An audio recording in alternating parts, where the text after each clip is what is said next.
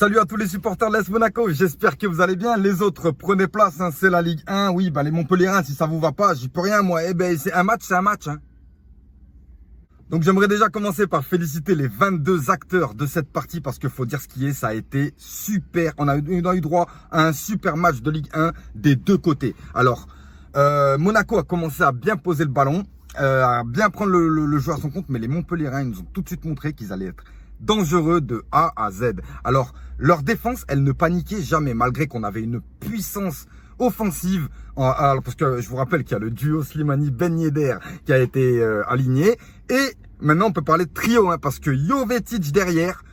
Mais oh là là, mais quelle classe ce joueur, c'est incroyable. Moi de toute façon, je vous l'avais déjà dit et vous me croyez pas. Eh ben je vous dis, Jovetic, c'est la classe. Il est là avec ses petites baskets blanches, clac clac clac clac clac clac, bam bam bam. Le gardien, il avait peur de Jovetic. Mais bon, voilà, Jovetic, il a été redescendu d'un cran. Donc en gros, il prend la place de milieu offensif derrière les deux attaquants et bah ça déroule plus qu'avec Fabregas, forcément. Oui, bah Fabregas, voilà. Donc Fabregas, lui, est sur le banc. Keita Baldé sur le banc au profit d'Islam Slimani. Et Benjamin Henriques est sur le banc au profit de Ruben Aguilar. Et c'est tout ce qu'on voulait voir. En plus de ça, on a un retour de Kamil Glik incroyable. Alors, autant je me demandais comment ça se faisait que tu avais perdu ton niveau à ce point-là. Et là, je ne pensais pas te revoir à un tel niveau. Mais voilà. Merci à toi, Kamil Glik. Merci à tout le monde. Franchement, merci aux 22 acteurs. On s'est régalé. En plus, c'était la Saint-Valentin avec ma femme tranquillement devant le match. Ne vous inquiétez pas, il n'y a pas eu que ça. Mais bon, voilà. En tout cas, bref. On prend bon le match à notre compte d'une certaine manière. Les Montpellierins, ils paniquent pas. On leur met tout ce qu'on peut. On n'y arrive pas. Comme le match d'avant, on a encore des problèmes de finition. Voilà. Mais que dire sur... en fait, il n'y a pas un joueur qui a été en dessous. Personnellement, allez... On va peut-être dire que, je sais pas, Golovin était un petit peu en dessous. Mais Golovin, il faut savoir qu'il a plus trop le poste qu'il avait avant et qu'il est un petit peu plus bas maintenant. Donc, malgré ça, j'ai trouvé quand même qu'il y a une superbe entente avec Jovetic. Et bien sûr, tous ces automatismes-là n'existaient même pas. C'est la première fois que Slimani, Ben Yedder et Jovetic sont alignés. Donc bon, cette composition, on la voulait tous et on l'a eu. Et ça a donné lieu à du super jeu, à un vrai jeu de l'AS Monaco. Un jeu avec une petite touche espagnole, voilà, talonnade sur les côtés, un jeu vraiment technique et c'est ça qu'on veut voir, en Ligue 1. Parce qu'en Ligue 1, c'est un peu trop bourrin, c'est un peu trop défensif, c'est un peu trop, voilà. Donc avec Monaco, aujourd'hui, on arrive à développer quelque chose de très offensif et ça me rappelle les belles années 2016, 2017, ça va. Et malgré beaucoup d'occasions qu'on a vendangées devant le but, mais il faut savoir qu'on aurait pu s'en prendre aussi. Hein. Dès le début du match, Benjamin Lecomte qui nous en sort une. Voilà, le match est engagé, c'est de l'attaque-défense, ça s'embrouille, ça se reprend, ça se remet, voilà, avec respect bien entendu. Et on arrive quand même à la mi-temps avec un 0-0. C'est frustrant tant on a vu des occasions magnifiques de Jovetic qui a vraiment tout fait pour ouvrir le score. Ben Yedder qui a été d'une générosité. Ben, tout le match, il a distillé pour les autres. Hein. Il aurait pu marquer son petit but. Mais voilà, pour quelqu'un qui court au classement des buteurs, être aussi généreux sur le terrain, Wissam Ben Yedder. Et Islam Slimani, je vous le présente plus, hein. C'est un joueur, à la base c'était pas un joueur complet, mais depuis qu'il est à Monaco, il est complet. Il est en défense, il est au milieu, il est en attaque. Si tu mets le ballon trop haut, il y a que lui qui l'attrape. Si tu lui donnes le ballon, de toute façon ceux qui sont à côté, ils peuvent rien faire. C'est incroyable. Merci Slimani, merci de ton retour. J'aimerais quand même remettre la parenthèse Slimani parce que Slimani, il y a beaucoup de choses qui ont été dites par les médias. Les médias s'amusent à faire en sorte que, en fait, chaque bon joueur de l'AS Monaco, il faut qu'il parte. Donc, ils vont t'inventer des articles où, tiens, comme le dernier que j'ai vu, Golovin, c'est 50-50 pour qu'il reste à Monaco. 50-50, Golovin. Mais qui a dit ça? Golovin, il a jamais dit ça. Son agent, il a jamais dit ça. Monaco a jamais dit ça. Qui a dit ça à part toi? Mais voilà, c'est ça le problème. Ils ne veulent pas qu'il y ait de bons joueurs en Ligue 1. Eux, ils veulent des matchs pourris. Ils veulent des joueurs pourris sur le terrain. Voilà, c'est ce qui intéresse les journalistes sportifs français. Bon, en tout cas, je répète, Slimani, il était blessé. À la base, il s'est pris un rouge. Rappelez-vous, au temps de Jardim. Il a purgé ses matchs. Il est revenu au moment du Paris Saint-Germain. Vous vous souvenez tous, c'est lui qui égalise et qui tue le match du Paris Saint-Germain. Mais voilà. C'est lui qui égalise et ensuite il y a eu les histoires. Les histoires, elles ont été qu'il voulait partir, que là. Moreno n'a jamais dit qu'il ne comptait pas sur lui. Il n'y a que les médias qui en parlent. Moreno n'a jamais dit qu'il ne comptait pas sur lui. Reprenez tous les dires de Moreno. Il a dit Slimani, c'est un joueur de l'effectif, on en a besoin. Donc, voilà. Après, peu importe ce qui s'est passé, mais maintenant, c'est fini. Slimani est toujours monégasque. Et Slimani, il fait partie de l'effectif de l'AS Monaco. Alors, je tiendrai quand même à un petit message pour les Algériens qui viennent me voir, m'insulter pour aucune raison. C'est du style, ah, t'es content, hein, Slimani, t'es content, hein. T'es qui, c'est qui? T'es son chien ou c'est ta meuf? C'est quoi le délire? Arrêtez votre fierté à 2 balles. Franchement, vous me faites honte. C'est incroyable. Vous nous faites détester certains joueurs. C'est... Alors moi, j'ai toujours respecté Slimani, que ce soit en tant que joueur de foot, en tant que Algérien comme moi. Mais là, franchement, j'ai du mal à comprendre c'est quoi votre délire, à part vous faire détester et faire détester tout ce qui est algérien. C'est quoi le délire? Alors Slimani, il en a rien à cirer de votre vie. Vous imaginez même pas à quel point. Lui, il voit sa carrière. Et sa carrière, s'il veut partir, il part. S'il veut rester à Monaco, il reste. Mais en tout cas, sa meilleure saison, elle est chez nous. Et j'espère qu'on va pouvoir lui faire signer un contrat en fin de saison. Maintenant, arrêtez votre arrogance.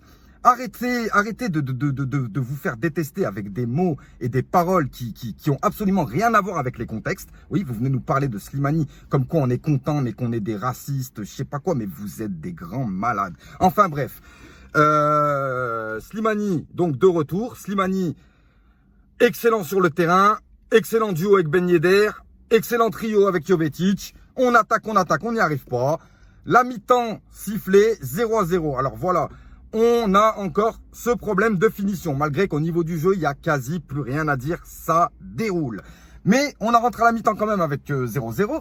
Et on sentait que ça allait craquer côté Montpellier, hein, quand même, malgré qu'ils étaient très sereins en défense. On sentait que ça allait craquer parce que c'était pas possible. Cette attaque était beaucoup trop violente. Et voilà, en fait, dès le début de la deuxième mi-temps, grosse pression monégasque d'entrée. Et ce qui nous a mené à un corner où Aguilar, il l'a déposé sur la tête piquée de Islam Slimani. Et Islam Slimani qui ouvre le score. Donc Slimani ouvre le score 1-0. Là, on se dit, on va pouvoir dérouler et mettre le deuxième rapidement. Parce que c'est ce qu'il faut faire, hein, dans la base des choses. Mais on joue contre Montpellier. On joue contre une équipe qui veut aussi être européen. Donc à partir de là, les Montpelliérains, ils sont pas... Ah non. Ils ont dit oui, c'est bien, vous avez marqué. Mais nous, on va continuer. Ils ont continué à attaquer et ils ont continué à défendre parfaitement. Nous, on a encore vendangé pas mal d'occasions. Les Montpelliérains aussi, hein, ils auraient pu aussi ouvrir au score, enfin égaliser ou même ouvrir au score. Mais c'est grâce quand même à 2 grosses défenses de Ligue 1 que je salue encore une fois. Hein. La défense de Montpellier et la défense de Monaco sur ce match ont été imparables. C'était incroyable. Et les 2 attaques aussi ont été très performantes. Et c'est ça qui est beau. Ça nous a vraiment donné un super match parce que c'était un coup porté, un coup rendu. Et à partir de là, les Monégasques ont vendangé beaucoup d'occasions et nous ne sont pas arrivés à se mettre à l'abri. Alors, malgré ça, bon, Jovetic nous a encore fait une deuxième mi-temps de classe mondiale, voilà, avec encore une fois une technique, encore une fois une vision du jeu. Finition, je dirais pas, mais la manière de se mettre en position de frappe, hein, avec ses baskets blanches, la classe, tout simplement. Alors, Jovetic... maintenant, il est plus attaquant. Ils l'ont mis derrière Wissam Ben Yedder et Wissam Ben Yedder, Islam Slimani ou Ben Yedder et Keita Baldé lorsqu'il était là. Et franchement, c'est un poste qui lui va à merveille. C'est un poste qui lui va vraiment à merveille. En plus, ça le fait un peu moins courir et ça le fait moins porter sur ses appuis parce que je vous rappelle que Jovetic a eu de gros problèmes de blessures. Après ça, faut dire quand même qu'on a un petit peu trimé. Les Montpelliérains, parfois, ils nous mettaient des pressions. C'était difficile quand d'ailleurs le petit Youn, là, le petit chinois qui est rentré. C'est quoi ça? Oh, il a commencé à foutre le why dans la défense. Donc, bon, on a quand même réussi à maintenir ça grâce à un énorme Kamil Glik.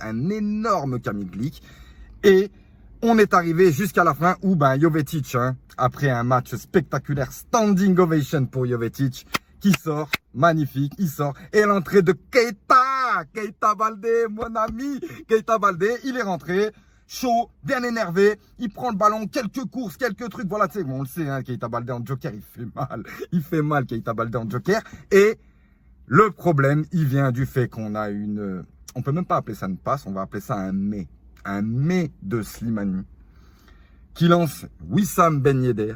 Wissam Ben Yedder qui aurait pu frapper, comme je vous l'expliquais tout à l'heure, il aurait pu marquer son but. Il fait un caviar à Keita Baldé, qui est sur de mauvais appuis et qui rate totalement sa frappe.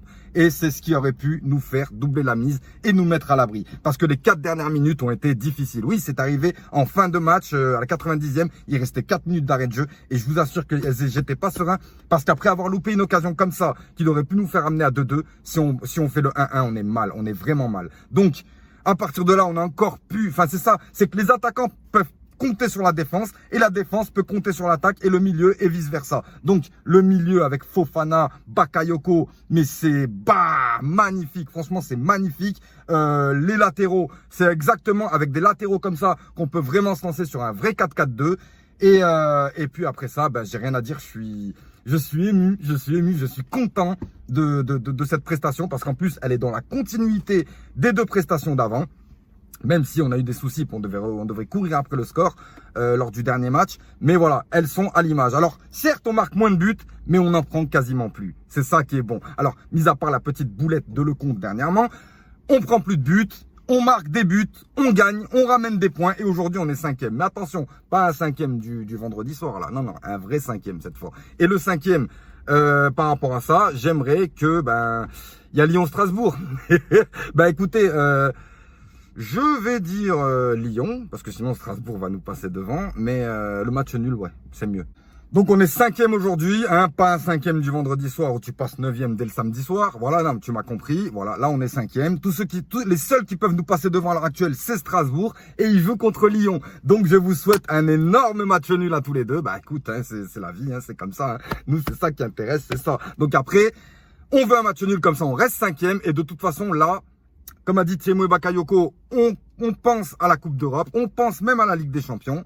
Mais, encore une fois, restons zen, prenons les matchs un par un, on s'entraîne, on est serein, on n'a pas de soucis et on va prendre les matchs un par un pour arriver à ce qu'on peut. Maintenant, beaucoup disent qu'on a trouvé la formule.